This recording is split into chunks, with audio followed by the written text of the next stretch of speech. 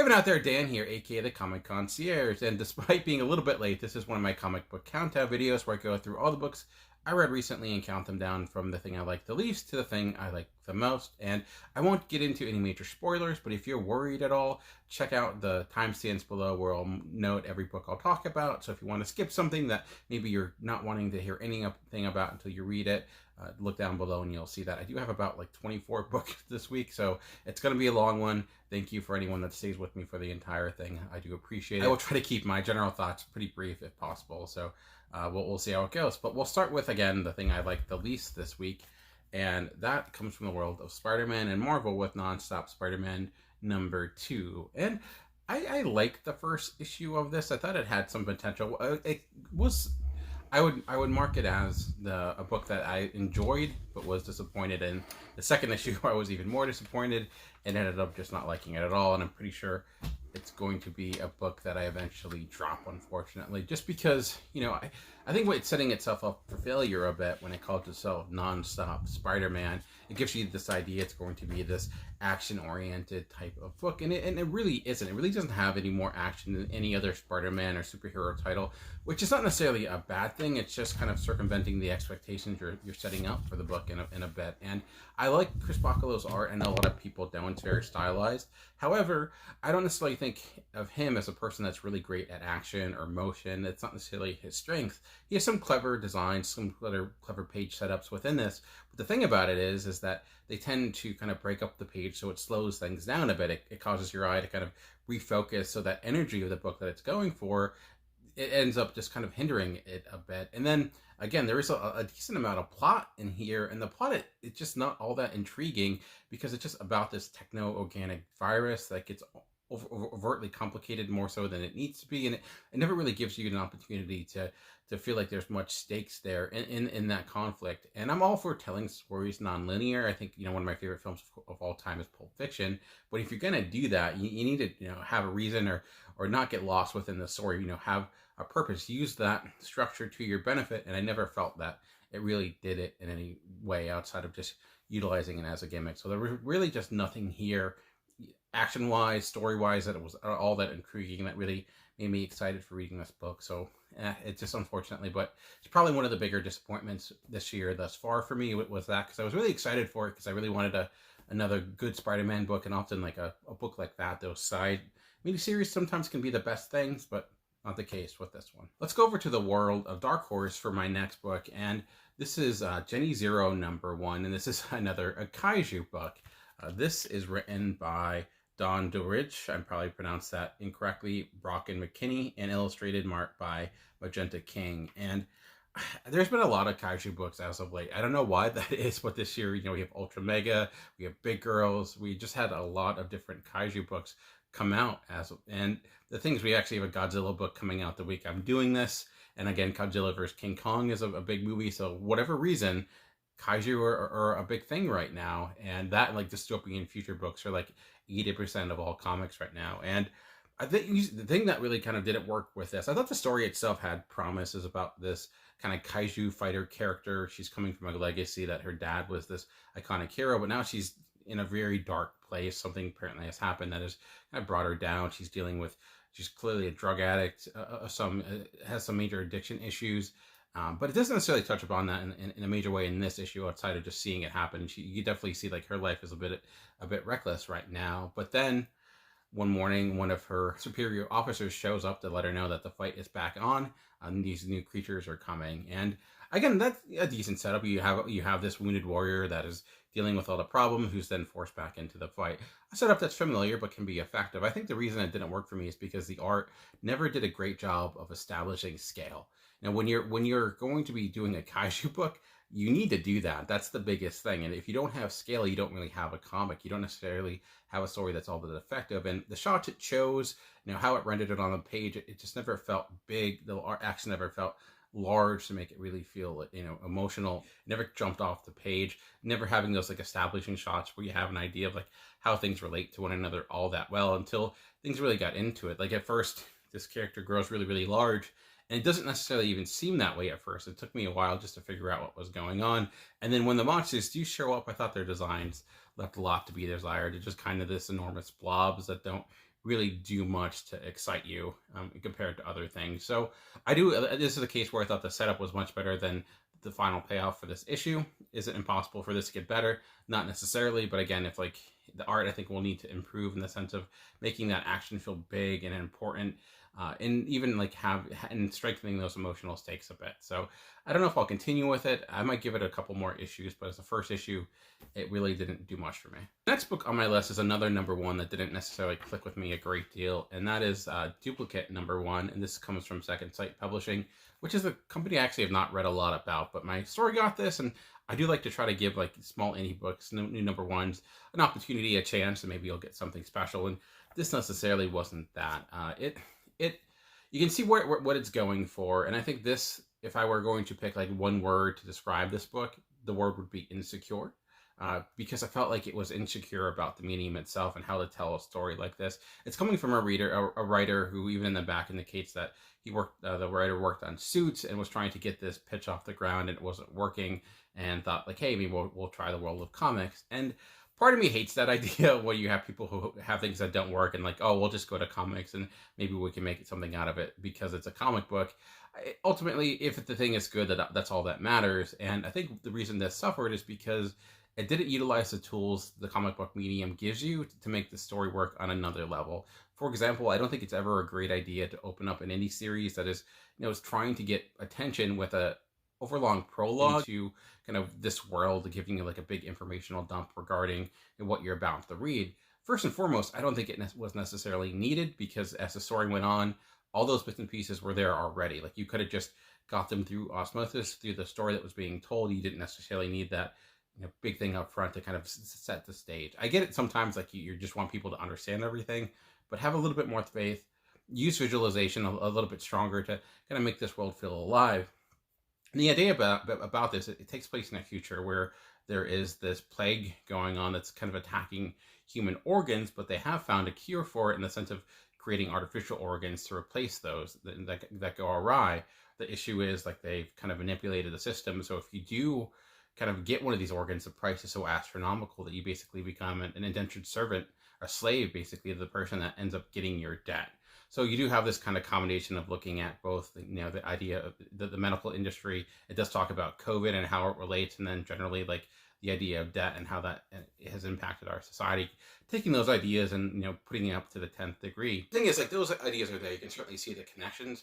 I just don't necessarily think it said anything all that intriguing about them, or anything of any depth about them, outside of like trying to point to like, okay, this is clearly connecting to what's going on right now. Like, COVID's a big thing, so let's talk about and create a comic or a story that deals with a plague. And I feel like we're going to get a lot of these stories that are trying to capitalize on, let's tell our COVID story. This just didn't necessarily, I think, have a point of view that said much about the issue outside of kind of the surface level facts and things of that nature.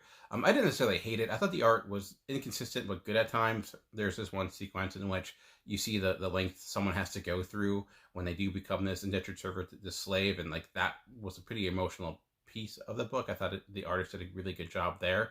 Again, one of the issues I feel like I see a lot with indie books like this is that they really don't do enough to make the world feel alive. Backgrounds are so sparse and lacking description that if this is taking place during a certain place in time, make that place come alive. Make it feel like you're there, and often it's just kind of flat and lacking. And a lot of the shot perspectives are very simple and repetitive a bit. Like, it's definitely an artist that has potential but isn't quite there yet in the sense of ready for prime time. I mean, I say that as someone who has no artistic skill whatsoever, but as a person that does read a lot of comics, I do think there's a lot of room for growth in order to kind of be ready for the next level a bit. So yeah, again, nothing I would necessarily rush out and grab. I could see someone taking this idea and expanding upon it and making something out of it, but I think you would need to add a lot more to make that story much stronger than it currently is, at least for this first issue.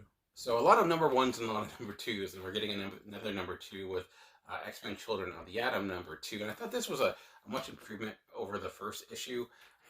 It suffered some of the same problems on the art side regarding, like, I don't think the artist here, who is Bernard Chang, is very apt when it comes to kind of action and making the action feel coherent and strong. Like, you can see there's ideas on the page of like how I want to render this action in a creative way, but it doesn't, some of the fundamentals of that, like just the placement of characters, the motion between panel to panel is not necessarily all that strong at times. But when it comes to like the smaller, more human moments, the art is actually much better. It's much improved. And I think that that was the case with this book. When it was like slowed down, you got to focus on these different characters, and the big focus is actually on this character here, the like Archangel kind of like character, and his story, which was rather intriguing. Got some good backstory, and it did a lot, I think, to kind of circumvent just the classic high school drama type of stories we get out of superheroes. This isn't just the Young Avengers or something like redone. There's a different approach here, and definitely see the idea of identity is a big piece of this story, and these kids trying to form their own identity during this time, and how it relates to like their parents, the world they're in. And I thought these characters too didn't necessarily fit into any specific stereotype or trope you often get with like a high school or YA type of a team like this. They all kind of break those tropes. You can see it, like the Archangel guy. He's like, oh, he's the jock. He's the the big strong guy. But you see that actually there's much more to him than that. He's much more nuanced of a character. So I feel like if I can build upon that piece, it'll be much stronger. The big like debate with this is like them and the X-Men, and like the Avengers are worried because these people need to, since they're under the age of 17, and you have that Kamala law that was part of like the Champions run kind of gets into this. So it's kind of cool seeing the connectivity of that. Like they're trying to keep this consistent, but ultimately I think that's the least interesting piece about it. Like I think like the conflict they have with the X-Men, well, it's probably going to be the driving force, just their everyday life, I find them much more intriguing. So I was actually really debating about even picking up this issue, and I'm glad I did because I thought it was an improvement. It's still not necessarily fantastic. There's some issues there, but it's at least heading in the right direction.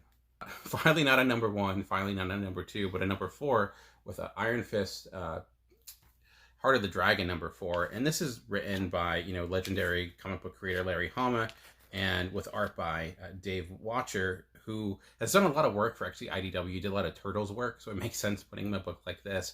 And his art is pretty strong. Like, he's really good at talking about like action and being able to do movement really well. I think he excelled as that for sure. You can see why he put him in this book, because when it comes to things like martial arts and depicting it on the page, really strong. Like, I think he's really good. He's going to be an artist I'd look for moving forward. This issue though, like, I do feel like the story is getting maybe a little too long in the tooth. It started off with this kind of this quaint adventure, the superhero tale of just like craziness that wasn't all too serious, unlike maybe like the Ed Brubaker run of Iron Fist that like redefined his legacy and what it meant. This was a little bit more trimmed down, but now it's getting a little bit, not, I want to say convoluted because I think that's unfair, but there's a lot more pieces now, having to deal with a lot of repetitive plot sequences where it's all about saving these dragons and attacking these zombie-like creatures. And for 4 issues now, we've kind of seen that beat repeated over and over again. This does introduce a nice little bit at the end to kind of change things and where we thought it was going, but I think it's consistent that it is fun throughout. I enjoy my time with the book. Like I said, I do think like one more issue, and I think next issue might be the last issue. Usually these are around 5 issues, and I think that's perfect because I think this is definitely ready to end. If you do like the Iron Fist character, I think this is a nice little pickup, a nice thing to read and trade.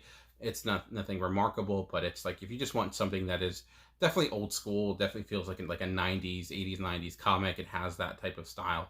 Not necessarily in the art. The art is modern, but in the sense of storytelling, it has that classic storytelling in a way. And it does actually build upon some of the more recent Iron Fist stories, not the Power Man and Iron Fist, but the run before that. So I actually have not read that. So there might be pieces in here I'm not, with Iron Fist having a daughter and things like that. I completely missed that. Like I enjoyed Power Man and Iron Fist by David Walker and Sanford Greene much more. It's a very different type of story than this, very different. But it also shows you the different flavors of a character like Iron Fist. You can fit in a lot of different worlds per se. So yeah, so a kind of a middling okay review ultimately. So I was not talking about number 1s and number 2s for a while, but we're back there again with Proctor Valley Road number 2. This is from Grant Morrison.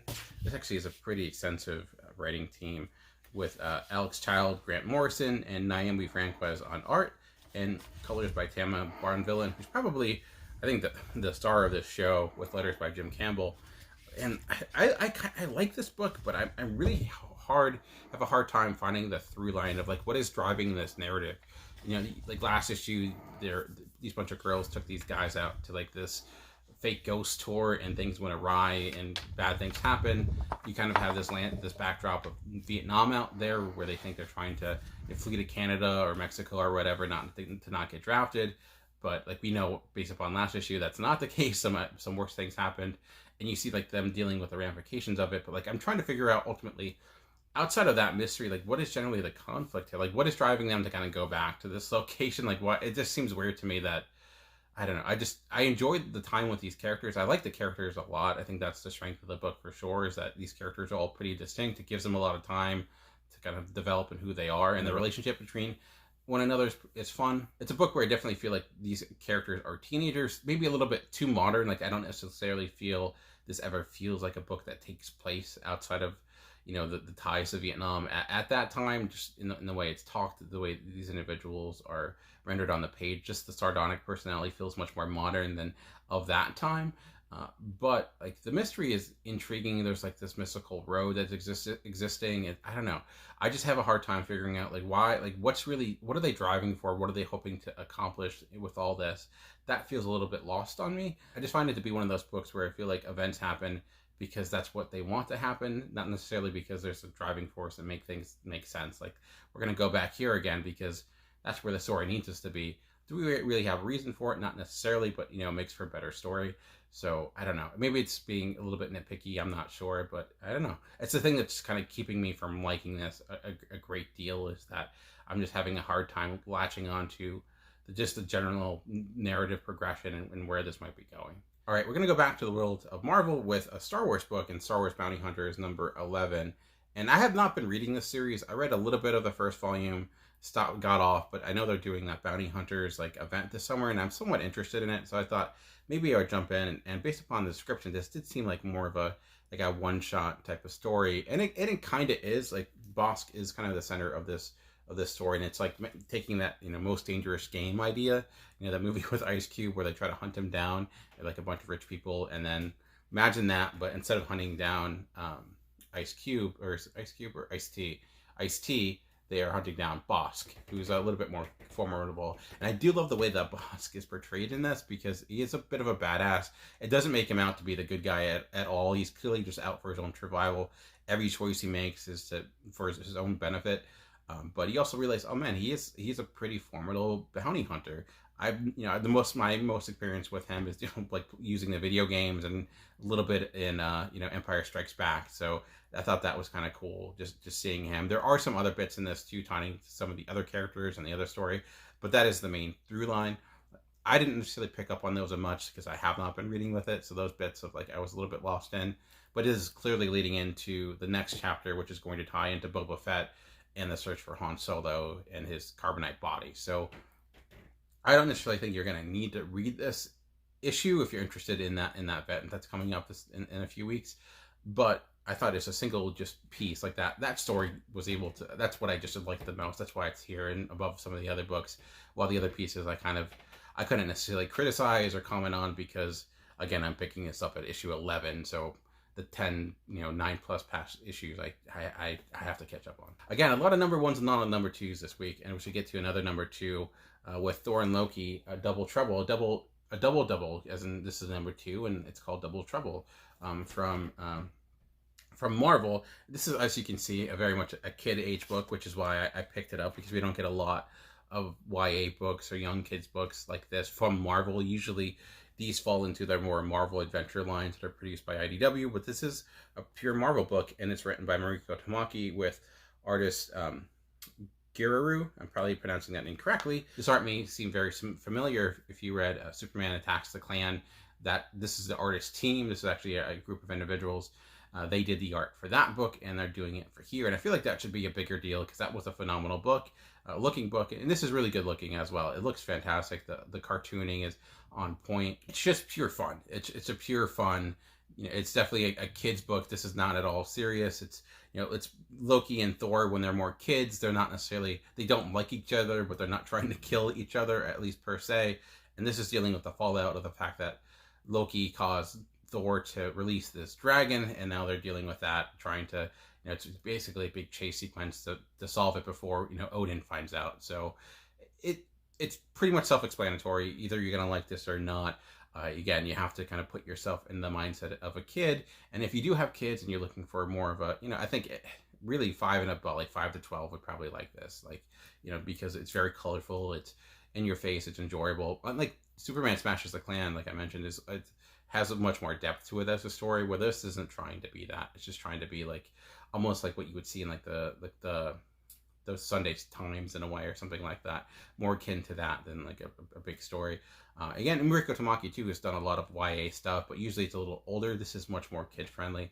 So again, I'm talking about kid friendly books, but I enjoyed it. It's a good time. If you need something that's like a nice palate cleanser, because there's a lot of like serious books I'm talking about, it's actually really nice to read because it's just like it's a breeze. It's easy. It's fun. And it'll put a smile on your face. So there you go. All right, so let's move on to the next book, and we're getting into more and more better books, stronger books overall. And next on the list is Scumbag number 7. And as I read this, if I was going to describe this book in one word, it would be catharsis. Because as I'm reading this, you can definitely tell Rick Remender was probably sitting at home, looking at the world around him, and just getting aggravated about everything, rightfully so. And it's like, I need to let out this frustration. And in that frustration, and in that act, we got Scumbag. Because this issue in particular, like, leaves no stone unturned. It is putting its sights on pretty much everyone across the political spectrum, and talking about how they can be annoying in one way or another, from white supremacists to those that like do things like virtual signaling. Like there's a guy in this issue who's like special powers, just yelling really loudly, but things that are very obvious, like Donald Trump is bad, and just talking about like you're not saying anything of value. And I think you'll see a lot of people. You could probably give this book to everyone across the political spectrum, and they're all going to think like it's showing how they're the good guy in a way.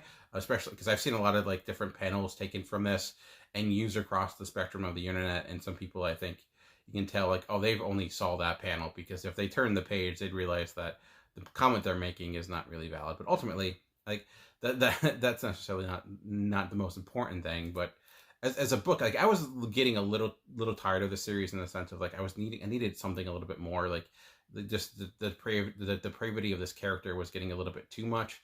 But I think we're starting to see more of a point with it, and I do like the fact that the scope of the target is kind of expanded, and in a way he's becoming somewhat of a sympathetic character. Not necessarily. It's never. I that's the thing I struggle with in this, is the Scumbag character who's done some horrible things. He's clearly, he's a drug addict, which doesn't necessarily make you a bad person, but he's done some bad things. Like we meet him by him stealing from charity, but you also see he's a person that's without guilt. So he just does things. He's almost like personified id in a way, where it's not trying to impress anyone or try to like have some sort of status quo. He just acts out of emotion, out of pure id. It's fun. It's enjoyable. I don't necessarily, outside of that act of catharsis, is it saying anything. Like, I think it's guilty of doing what it's criticizing, in the sense of, I don't think it's necessarily saying anything that's not all that obvious, but I don't think it's necessarily at the same time trying to pat itself on the back. I think it's just an act of aggression, an act of emotion. It's just trying to let these things out because it's bugging, trying to be ridiculous and laughing at it all. At the same time, just pointing out this is all insane, and why is this the way it is, type of thing. I don't know. It's hard necessarily to explain, but I thought this was a much improvement over the last couple issues, which I thought were a bit of a slog. This I thought was just pure joy, in the most insane sense of the word. Another new number 1, although like it's not really a number 1. This is probably like issue 15 or 16 of this series, but it doesn't necessarily matter. And it's Canto, Land of the Giants number 1. Sorry, this is Canto, City of the Giants number 1, and I think this is the third series within this. We had the first series, the last series, a couple of one shot, and now this. And I will say that I don't know if you've read any of the Canto stuff before, if you just pick this one up, if it's going to all make sense, because this is very much built upon things that happened in the previous aspects of the story. Canto comes across these giants that he's worked with in the past, and they're literally being tortured. They lost their legs, and because of that, they're buried in the sand, being eaten by bugs. It's pretty nasty. And what's really cool about this, though, and not the seeing people eaten by bugs part, but I mentioned with Jenny Zero or whatever, that how it wasn't very good at establishing scale. This is the opposite of that. Like, I think the art, like, this is really good at doing that, because you need that. Canto himself is not the biggest person in the world. Or if there was one way to describe this issue to me, it'd be character development, because what we're seeing is Canto and how much he's grown as a character. Starting off as this, basically this tool of this bad man, and now he's this acclaimed hero in a way, and standing up to giants that could, crush everything around them, but not turning down, and being forceful, with what's needed, and not backing down. And I just thought, well, the conversation he has with these giants, these king giants, just shows how much of a strength, how much has grown as a character. So, but if you pick this one issue up and you have not read what has happened before, you're not going to really see that growth. So I would advise picking up those before reading this. The general story itself is easy to follow. Like I said, it's very much a setup issue. It doesn't necessarily get into the crux of the narrative.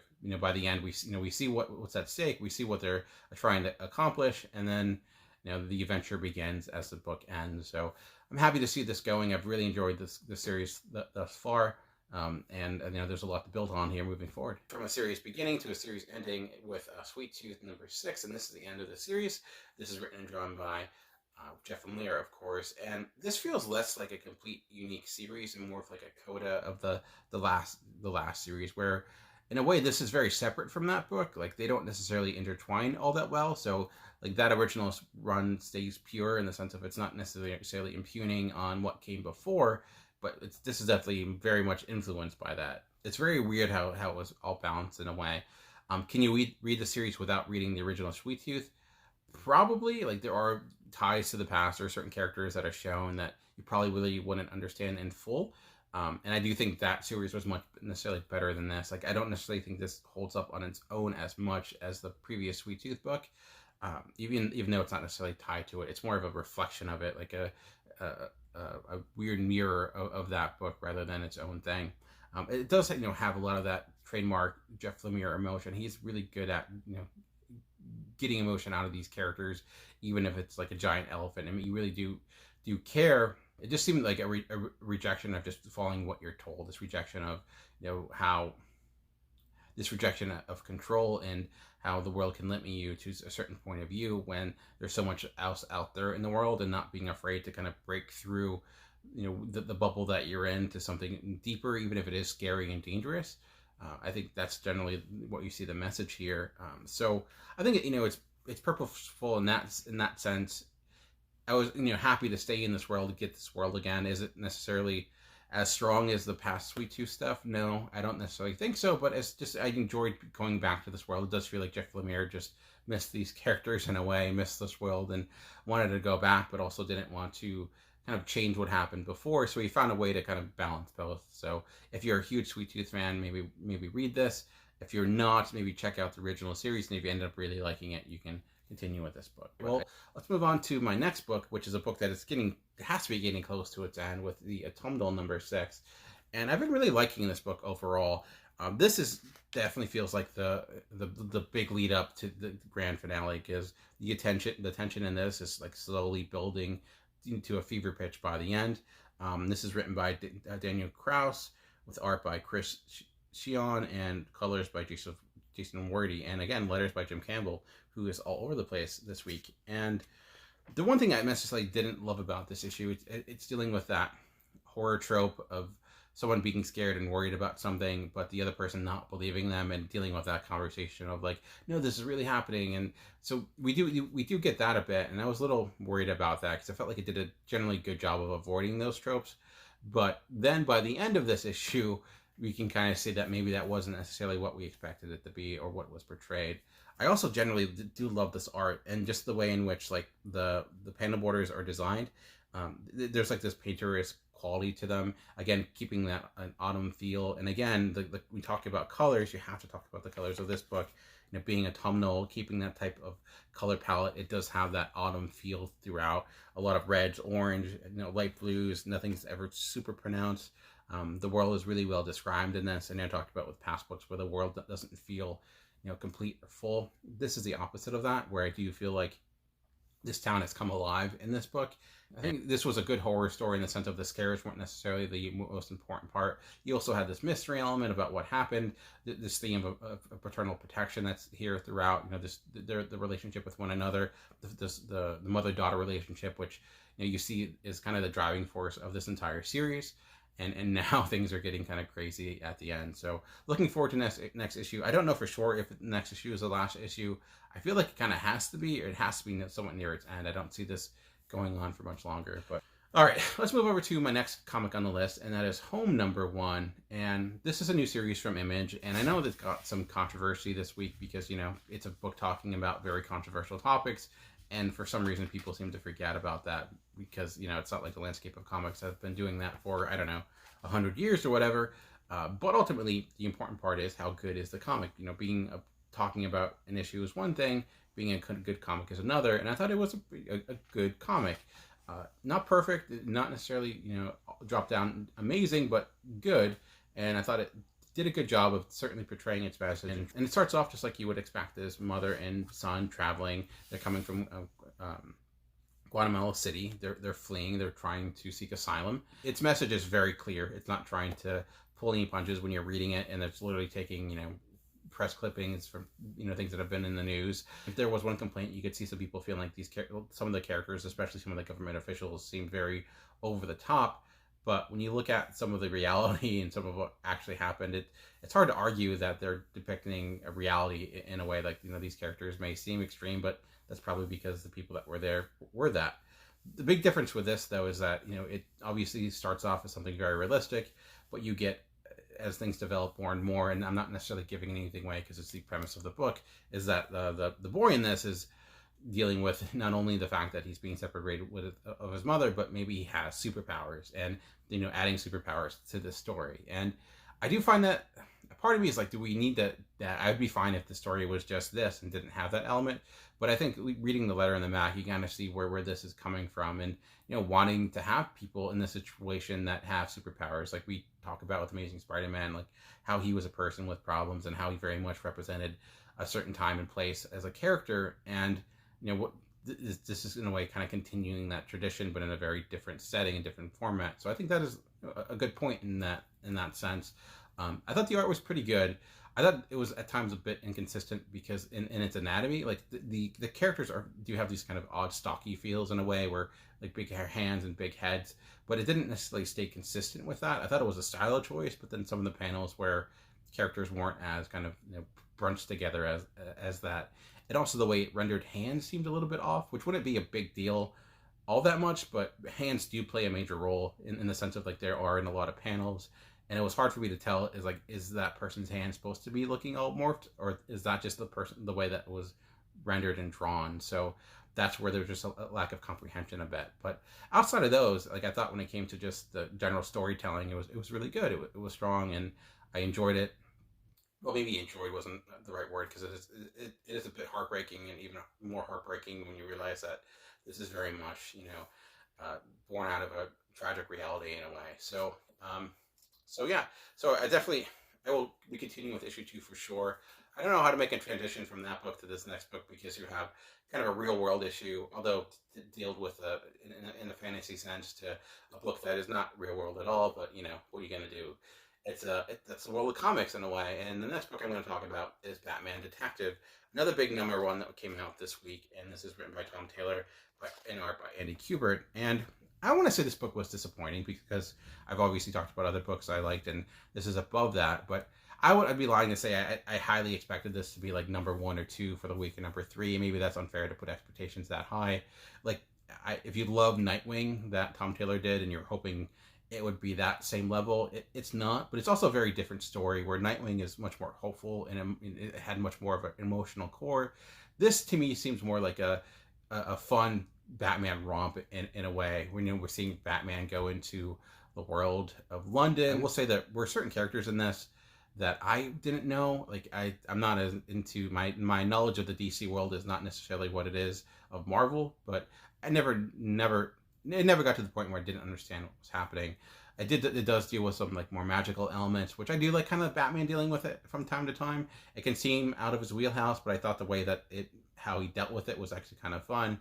And we saw Batman smile in this, and that's kind of nice. I like getting a Batman that is not all doom and gloom. Although this is like a Batman that does seem a bit older. Like, this doesn't say Elseworld. I don't know. I know with Infinite Frontier, like, I guess continuity is all over the place. That necessarily isn't important to me, but it does seem like an older Batman. Like, not necessarily to the level like Dark Knight Returns, but like maybe a few years before that. He's very stocky, very huge in how he's drawn, which is not necessarily the way I love Batman being drawn. I think he should be a little bit, especially if he's going to be the acrobatic person that he is. But it's not necessarily all that important. But again, this is a different Batman where he is a little bit more brutal, a little bit more forceful with his actions than that kind of like ninja-like Batman. But it was fun. It was enjoyable. It didn't necessarily have kind of the emotion I tend to get out of Taylor's stuff, especially when he's done some other work. But as someone who hasn't been loving the other Batman stuff, I thought this was a lot leaner and at least a lot different. It didn't feel like just your stereotypical Batman story. And it's nice that it's just not tied to anything else. It is very much its own thing. So there you go. And it looked great. Andy Cooper's art, was very strong outside of feeling that Batman looked a little bit different. Once you kind of used to his look, everything else was pretty good. All right, let's keep the countdown going, and we're going to look into Scout's Honor. This is from Aftershock Comics, and this is issue number 4. And I've been liking this book. It takes place, again, in another dystopian future, but just because something is a dystopian future doesn't mean it can't also be good. And I thought this has both been, about that dystopian future, but also pretty cool in its concept, how it's like this world where you have individuals who've taken the Boy Scout manual and built a religion around it.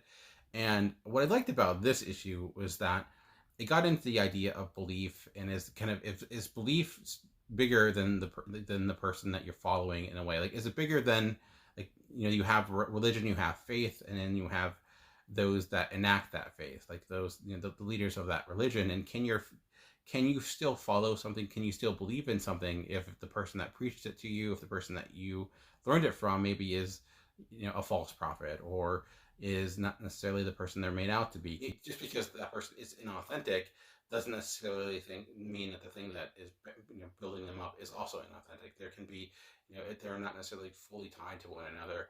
And I liked how it dealt with that. And that was like the big struggle with this issue, with seeing this main character. I think this is what she's followed her entire life. And when she found out the secret truth about like how maybe the people that she was been following weren't what she thought they were, that she lost faith.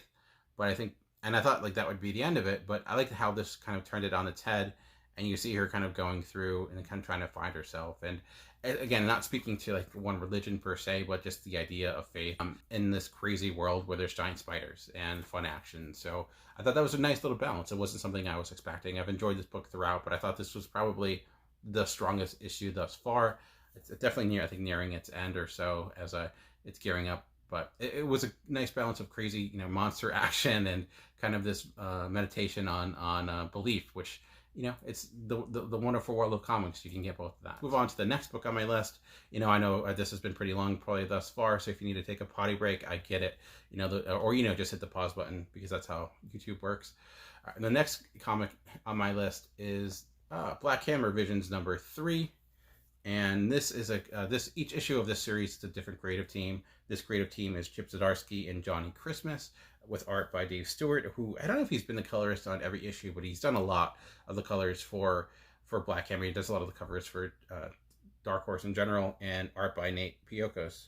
You know what I love about this comic issue is that how it has all the creators on the cover and with their full names. I know you can't do that with all covers, but I did like the fact that it did that. And this issue is all about Abraham Slam, and it's actually kind of funny this is coming out around the same time as Falcon and the Winter Soldier, where you're seeing like the mantle of Captain America passed down, because this is kind of the focus of this, where the mantle of Slam, Abraham Slam, there's a new Slam character that comes out, and Abraham Slam is kind of like Captain America, not necessarily, he's just like Captain America and Wildcat from DC kind of combined into one character.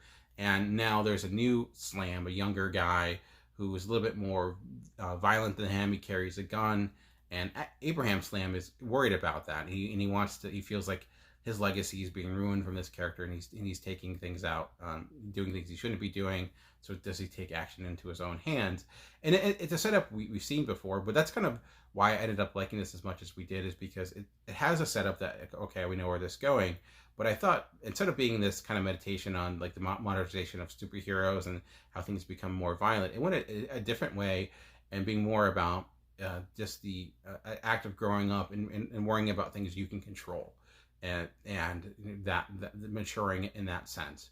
And that was a nice change of pace. I mean, it still has the superhero action in a way, but I just thought, like, Black Hammer has always been this kind of modern deconstruction of the world of superheroes, but with I think a more genuine sensibility than something like Watchmen. And I thought this issue probably nailed that as much as any. I still think the first issue was probably the best, just in its creative setup using Ghost World as kind of a general design for the issue. But I thought this nailed the tone of Black Hammer more than any other books thus far. The second issue, done by Jeff Johns, I was not a fan of. The next issue is going to be done by Mariko Tamaki, so I'm curious to see what she does with that book. But I've been liking this. I don't think this is technically in Black Hammer continuity. Maybe it isn't, but I just like seeing how certain creators are approaching the world of Black Hammer. And sometimes it works, sometimes it hasn't, but at least it's always been interesting. All right, let's move over to the next comic on my list, and it's Iron Man number 8. And I've been really liking this run. I do think it's almost underrated in a way. I can see why maybe not working for everyone, because it's definitely a different take on the character of Tony Stark, and it gets into, I think, a little bit deeper of issues than you would necessarily get out of a normal Iron Man comic. Huge, the thing of like mental illness is a big piece of this, and this exploration of Tony Stark was like a big part of the first arc. Now I think this issue is really focusing mostly on Patsy Walker, even though she's not on the character on the cover. It does a pretty big deep dive into her history, which I know enough about. I could see someone who doesn't know anything about the character being completely lost with this issue, because it does touch upon like a lot of bits of Marvel continuity which have not really been talked about in eons, really. So I could see a lot of people somewhat lost with this, because it gets into like her past relationships, some of the things that she went through, like how she had potentially had superpowers and was a product of hell. It's a lot of insanity, and you might think like, where is this coming from? And it is actually tying into past events in the Marvel universe. But ultimately, the most important part is it's those pieces. If you don't understand where the pieces are coming from, what's driving them is like her coming to terms, with her past, her kind of being a way to overcome the fear that's been bogging her down in these last few issues. And I thought that was a rather emotional moment. And that's what I think has been strong about this book, is that there have been, dealing with godlike characters, but in a way using that as a reflection to really get to the humanity of a lot of these people. So, and it's also funny at times. You have like the Frogman character. It's a good balance. Like Chris Cantwell is good at balancing, levity when you need it, but never using it to hinder kind of the broader and bigger points that you're making. So, and this is also an Iron Man book that doesn't have much Iron Man in it. So if you're wondering like where he was after the events of last issue, this doesn't necessarily answer that question. But I didn't mind that, because I just thought the exploration itself was strong. It's also another strong Iron Man cover. And Moondragon, again, another character I've not seen in quite some time in the world of Marvel. It does play a major role in that issue. Well, we're going to continue with Marvel. This was actually a really good week for Marvel Comics. I didn't have a lot of DC books this week, but I had a lot of Marvel books, and outside of some of them, that I didn't like, like Spider-Man, generally I thought overall my Marvel books were pretty good, including Spider-Man Spider Shadow number 1. And this is a new What If, this is a new take on What If, where What If used to be like one issue. Now this is an ongoing series. I think it's a few issues long, like a mini series. And this is taking the idea of like, what if Spider-Man became Venom, but kind of expanding it out. And you just see really the Spider-Man going down a darker and darker and darker path. This is like, if you played a Choose Your Own Adventure Spider-Man game, and you just chose all the bad things. and it's, by the end of it, it's like, now he's Venom, because you just chose evil each and every time. So as you're going through, you're kind of seeing that. And I know we've dealt with a lot of symbiote stuff as of late with King in Black, so I was like, do I need another one of those? Not necessarily, but I just thought the take on it was really cool. I do like What If books a lot. This was one of my most anticipated books coming into, and I did really like it in general. The art, I thought, it did a good job of actually kind of representing the time period that this original story took place. Where it's not super, the coloring is a little bit modern, but the rendering of characters and the way the action sequences are done, and the general design of a lot of the characters feel very much of that time. Also, like a number of dream sequences, and I thought those were pretty good at just getting into the psyche of Spider-Man and how he is kind of falling down this darker and darker path. So my only thought is, like, I don't know how long you can continue this idea. Like, I thought as a one issue it worked, and I could see it maybe working for another issue, but I do think this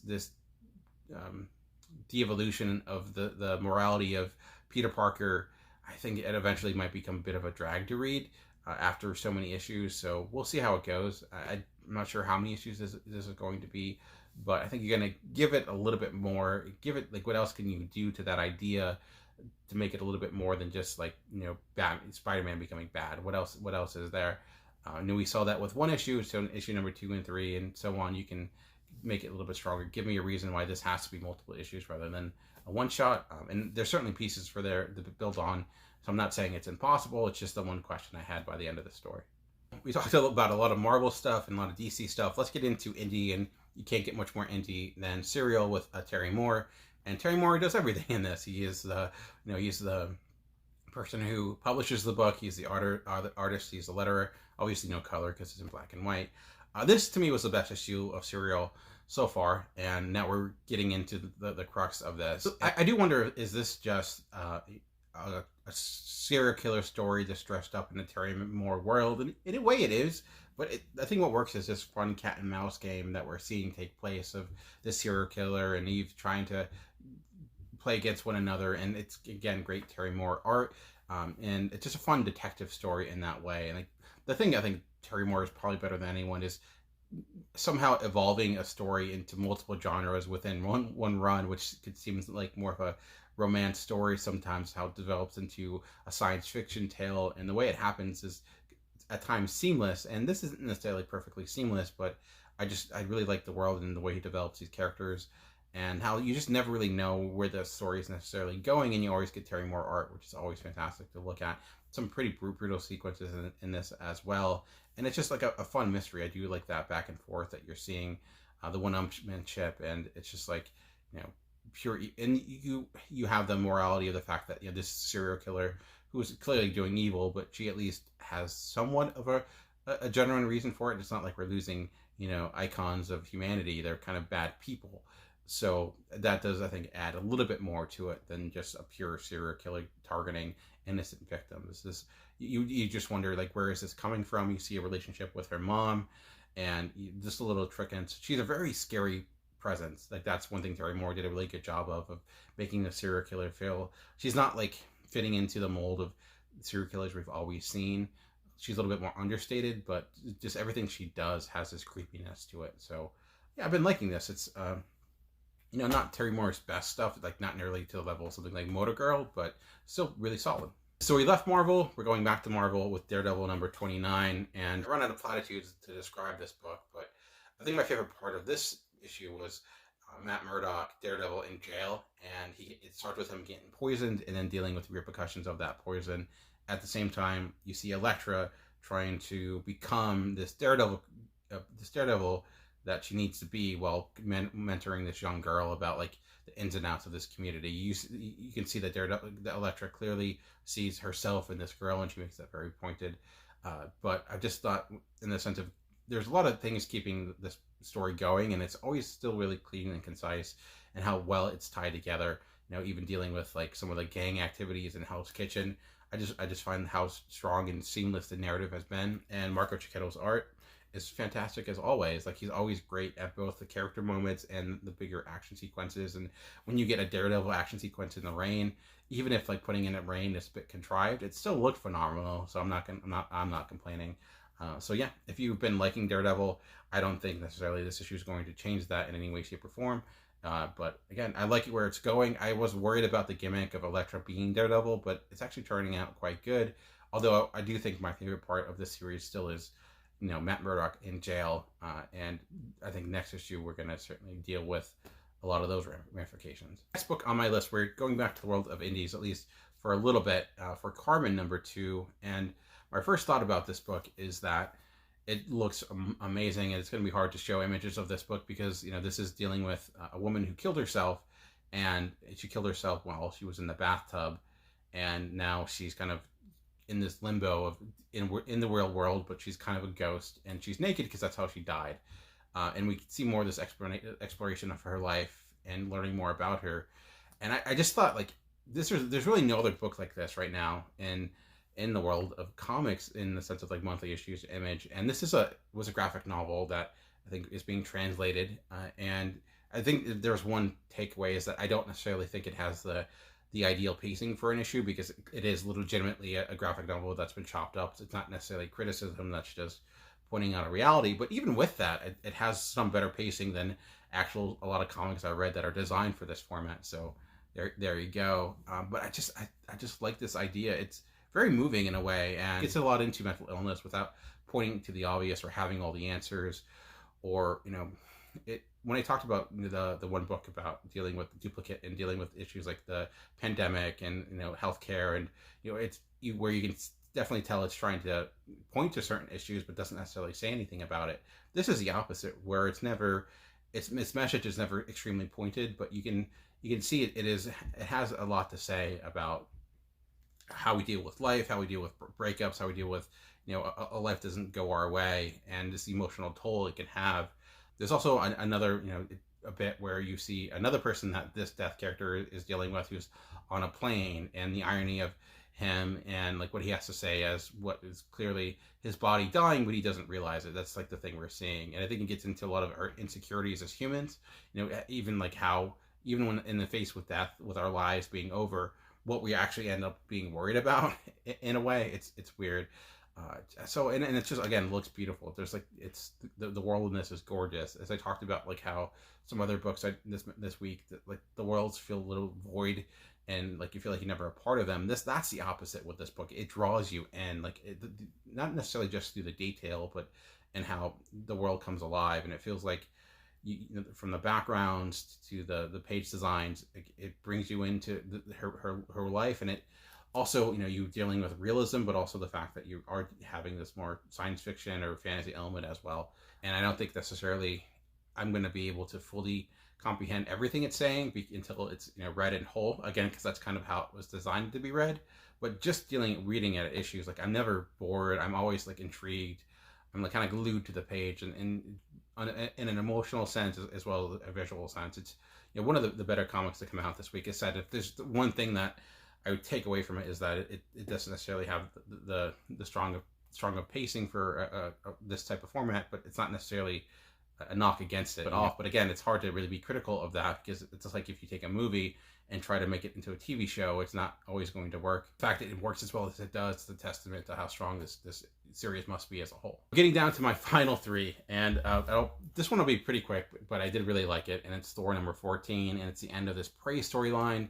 And this was just your big bombastic finale of, you know, a lot of punches being thrown, a lot of craziness happening. This is something that I think Donny Cates really thrives at. Actually, I thought, like, in the sense of like feeling like a big moment, like wow, jump out of your, you know, jump up and down type of moments. I thought this was actually much better than the end of King in Black, which I did like. I just thought, in the sense of like everything felt a little bit tied together a little bit more. Every moment had purpose, where King in Black, because you were covering so much, there were a lot of times there were like a side piece here and there. We're like, why is Blade in this?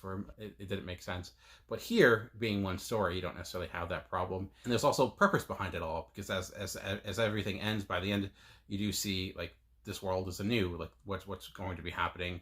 It leaves you with a fun question to end it. Like, it's not putting everything back into the bottle per se right away, which is, you know, which is going to be fun to deal with these ramifications. It also makes the stories at a whole feel like they have stakes, because by the end of each arc, there's a new factor kind of deal with moving forward. This also kind of ties into, I think, if you've been reading the Better Ray Bill #1, I think this probably should have came out before that, because it kind of explains where Better Ray Bill is in a way. In that it's not necessarily huge, but you can see like how he kind of came back and why he may be going on the adventure he did. So if you're at all confused about that, I think this helps answer that question. But again, Thor, this is where Donny Cates is really strong. And I thought what Thor has done really well as a series is pacing as a series, where you have a big bombastic event like this. Although it started off relatively small, where the arc before this was much more personal. It had Thor going into on Earth and having this kind of fun adventure with this normal guy. So I do wonder where the next arc is going to be. My thought would be we probably get a 1 or 2 issue arc that is a little bit more low key, maybe not low key, but low key. We'll see, but I think this is, I would have to say, my favorite work that Kate has done probably for Marvel thus far. Last, let's get into the next issue on my list, which is The Picture of Everything Else, number 3. And this series, man, this is another one of those books where I feel like I'm looking forward to read it all as a whole, because there's a lot to this. It's a lot about criticism and art in general, like the nature of art, dealing with, and I never thought I would read something as compelling about the painter who made the Dorian Gray painting, and his life, but this actually has much of this story is about this group of individuals actually traversing the world of Paris that has been painted, and it also, I think, gets into our reaction as a society, how we can normalize the insanity of things in a way, but also there's a reasoning behind it, and the idea of control, and how creators of certain pop culture or some certain like that can set up expectations of how we react to the real world in a way. I don't know. Like I said, there's just a lot to deal with this issue, with this comic series. The general premise of this, again, is about the painter of Dorian Gray and how he has this power. Like when he paints something, it causes that thing to stay as it is. So if he paints Paris in a certain way, Paris ends up being that way. And then what is the ramifications of that? Can he actually remove the element of death for everyone? And there's just a lot of power in that, but there's also a lot of interesting questions, and it just talks about the nature of art itself. And I think you could probably write a whole entire dissertation on this series thus far and what it's trying to say about the nature of art and criticism. It's hard to cram it all into this one little type of tiny review. It could be dry for some people because it is not your action oriented type of book. But if you enjoy that type of exploration, if you enjoyed what they did previously, and I thought this was the best issue of the series thus far, because I think it really gets into what this is going for, the ideas here, the themes here are as present as ever. So it has me excited for the next issue if it can continue that trajectory moving forward. For those 2 people that are still with me, finally my number 1 book of the week, and it was a hard book. My top 3 were pretty close. Really, my 1 and 2 were really close. I almost went with either, but at the end of the day, I ended up going with Rorschach number 7, and the way this series has developed has been quite insane. And I'll start by saying, I know a lot of people hate the idea that this book exists, and I think there's a lot of legitimacy in that, because you have the issue of creative rights and how DC has basically screwed over Alan Moore and Dave Gibbons and whatnot, although Dave Gibbons has given much more green light to this type of stuff than Alan Moore. And I struggle with should this be something I support? And I get those that don't. The reason I did actually was because I read this article from Darwin Cook, who did a lot of the before Watchmen stuff when DC first stepped into the world of Watchmen again. And he made a good point regarding how the history of comics is kind of full of kind of tragedy like that, where from the Fantastic Four to the creators of Superman, Bob Kane, you're just this cavalcade of people that have been kind of negatively impacted by the world of comics. It's something you kind of have to come to terms with as a comic book supporter, someone who reads them, because we read that Fantastic Four book knowing that the person who helped co-create Fantastic Four, or maybe really create them, didn't necessarily get the credit he deserved, or the financial gains he was owed, and that's one of many stories. And maybe that is legitimate. I mean, maybe that's just making excuses, and it could be. But ultimately, it is can this live up to the quality of the original? Does it do its best to try to stay within that legacy and not just be something that's trying to cash in on a namesake? And there's been a lot of Watchmen stuff which I think haven't done that, or where they haven't necessarily lived up to the quality of the original, or even come close. Doomsday Clock I thought was somewhere close. At least I thought the approach was admirable. Maybe the final execution wasn't quite there.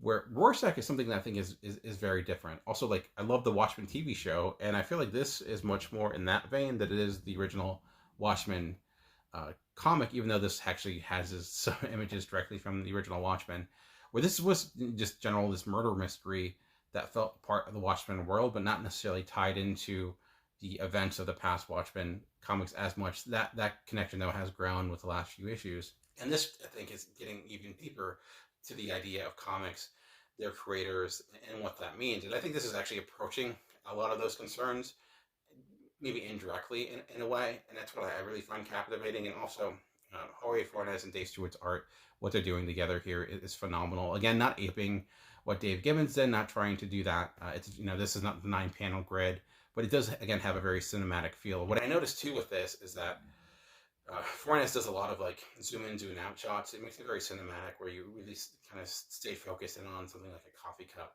but it closely zooms out as the conversation develops, and you see like the progression of the story. And then maybe when things are becoming more distant, it does the opposite.